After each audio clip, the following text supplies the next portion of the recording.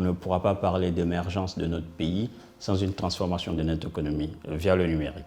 Donc ça a été ça la volonté ou la motivation ou la raison première qui a poussé le président de la République à mettre en place une telle agence. Donc le rôle de l'agence, c'est vraiment d'être l'architecte, le chef d'orchestre qui impulse et qui accompagne cette transformation de notre économie.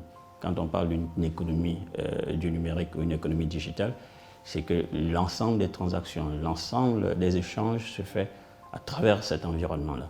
Et donc c'est d'assurer pour l'ensemble de nos populations la possibilité de pouvoir consommer et de pouvoir interagir dans cet environnement.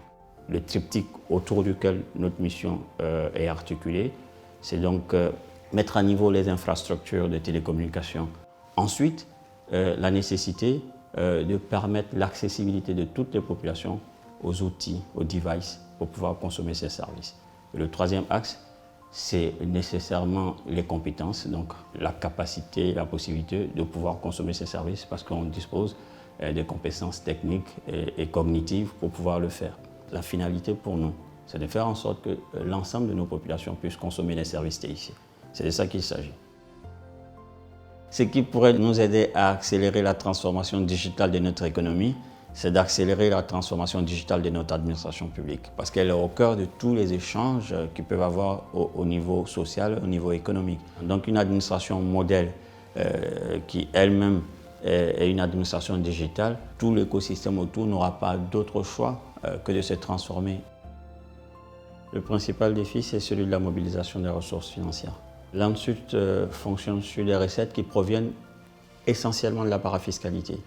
C'est 2% du chiffre d'affaires des opérateurs de télécommunications. C'est 30 millions d'euros par an. Au regard des projets qui, en termes d'investissement, tournent autour de 400 voire 500 millions d'euros.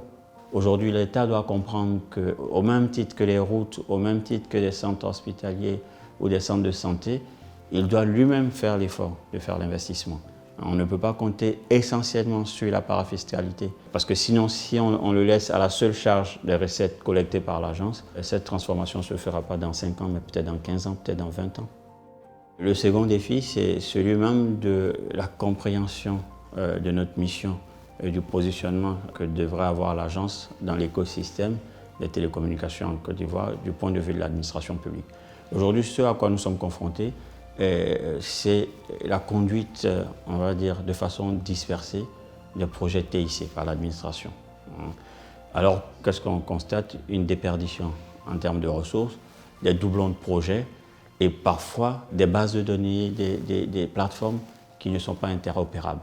Alors que nous, en tant qu'architectes de l'État, en termes de déploiement de tout ce qui est service TIC, nous avons mis en place un référentiel auquel toute l'administration devrait se conformer en matière de développement de plateformes et de services TIC. Ce qui n'en est pas encore le cas du fait de la méconnaissance de la mission et de l'existence parfois même de l'agence. Et la question de la transformation digitale de notre économie doit avoir un sponsorship très fort.